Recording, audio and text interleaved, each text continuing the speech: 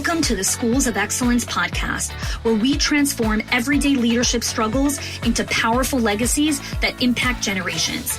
I'm your host, Chani Wilshansky, a 20-year veteran of school leadership who has helped hundreds of school leaders achieve what many thought was impossible through our signature programs, School Leadership HQ and Enrollment Engine. With our battle-tested frameworks and blueprints, leaders have achieved 90% parent retention, 50% less staff turnover, 15% improved profit margins, and increased enrollment by 25%. My mission is simple: to revolutionize school leadership by elevating the skills, the habits, and mindset of passionate leaders ready to create lasting change. Join me as we build your legacy of excellence, one transformative conversation at a time.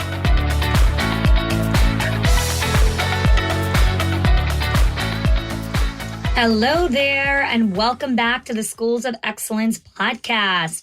Today we are talking about you've built the systems, so why are you still the glue?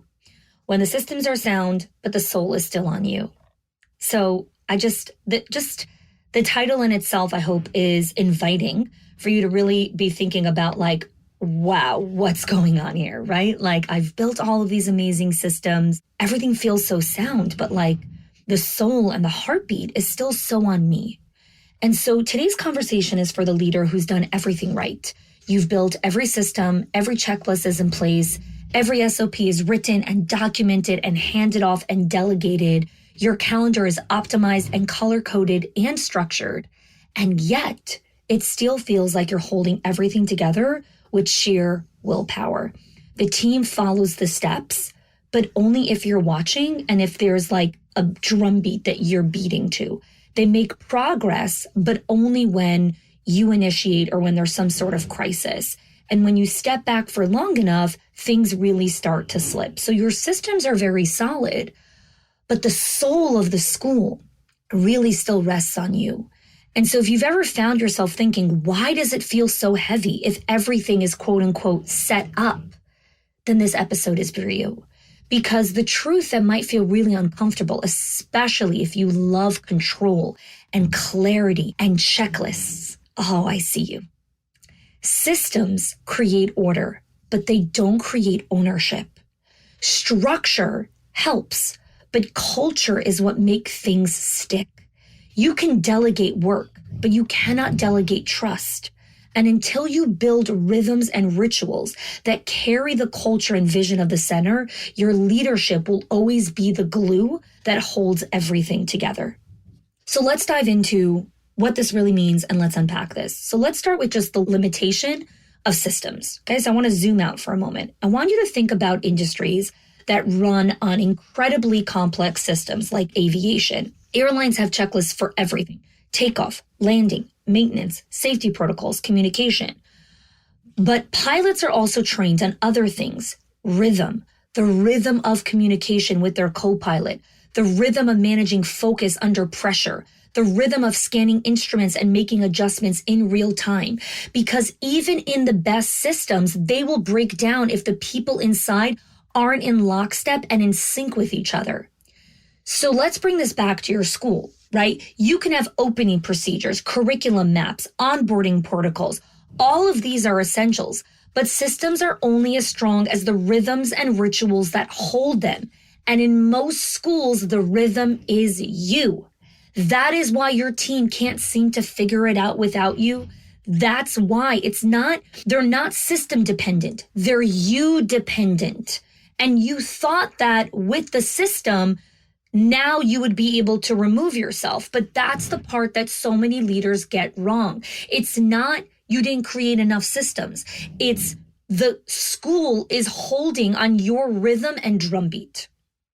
So let's talk about the invisible load that you're carrying, okay? Because I want to pause here for a moment, and this is so important. I know that basically every one of you that are listening are some version of a high performer or a detail-oriented leader, okay? And so you've built strong systems, you've trained a team, you've delegated tasks, and you're still exhausted.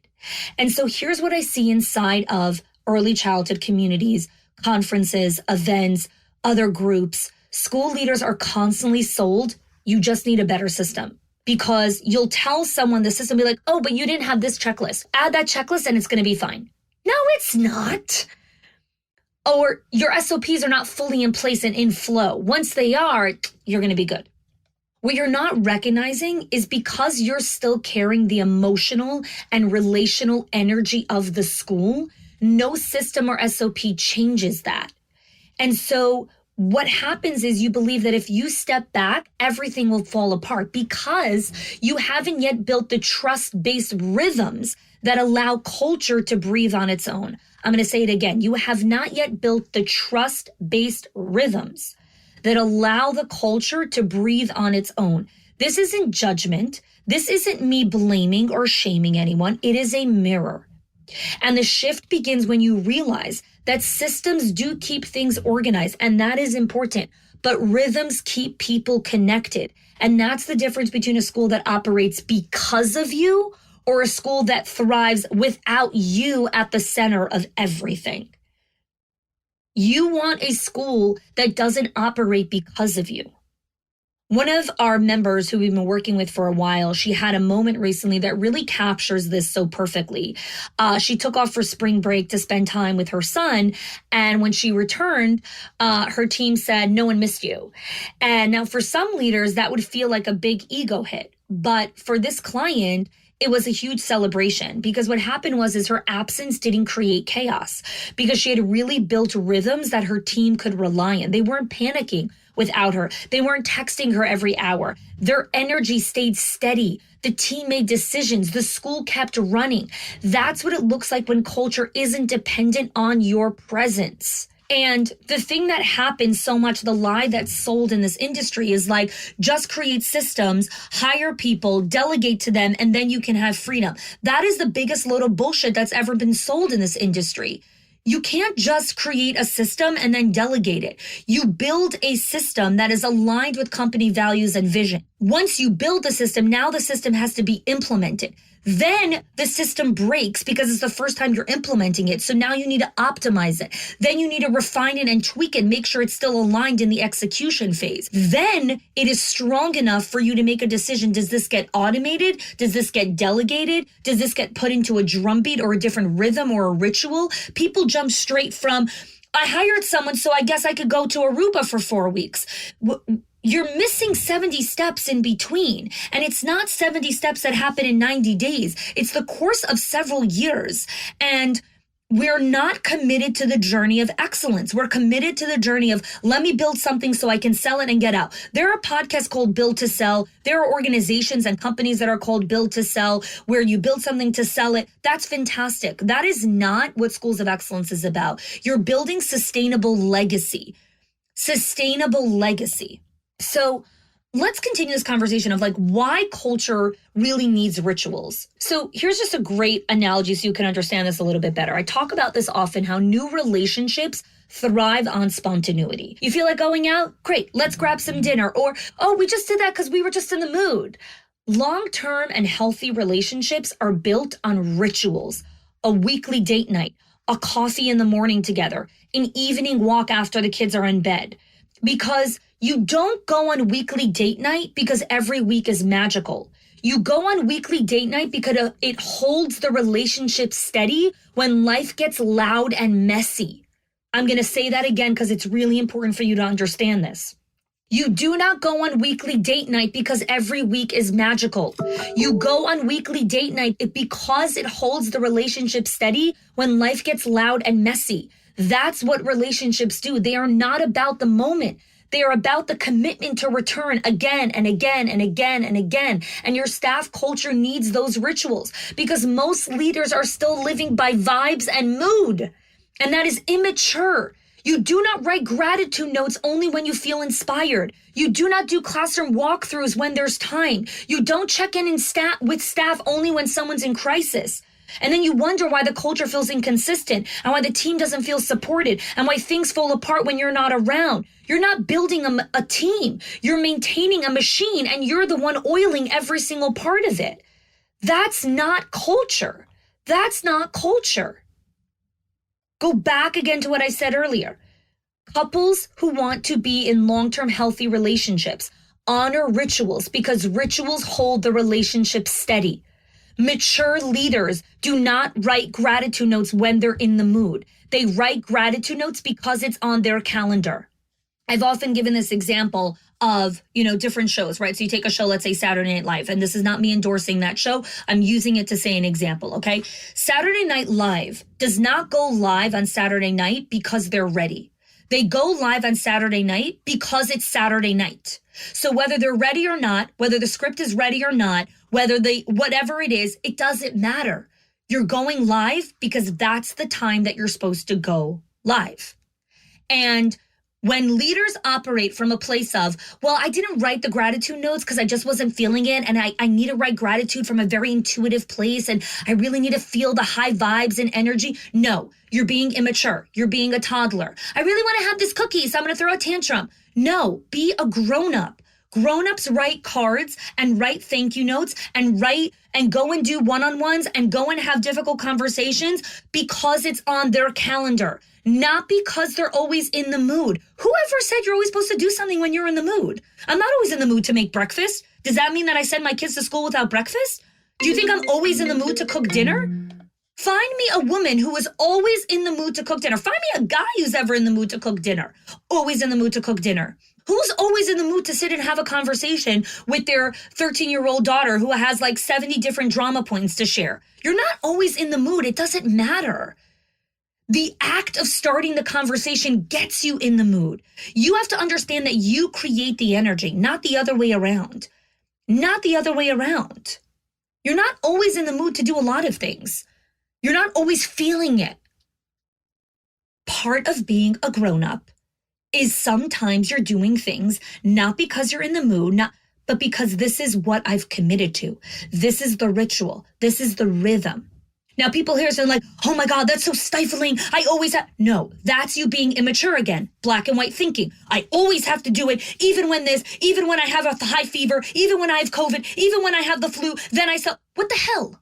No, if you have COVID and you have the flu and you're in bed, you don't write the thank you card. Now you're sick, so you're in bed, right? So people love binary thinking because it's their way of saying, gotcha. You see, I told you, it's not always. Stop being immature, be a grown-up, be a mature adult. Those are the people that are listening to this conversation. And if you're listening to this and it's triggering you, you should probably not listen because this is a podcast for mature grown-ups. This is a podcast for people who are leaders, who understand that not everything is a binary decision, that deciding to have rituals is understanding that there's going to be discomfort. And that doesn't mean that you always push through the discomfort. Of course, there are moments where you use discernment and mature wisdom and say, now is not the time to do this. Not because I'm slacking off, not because I'm not in the mood, but because I really believe that I need to wait for tomorrow to have this conversation. Great, use your judgment. Use your discernment.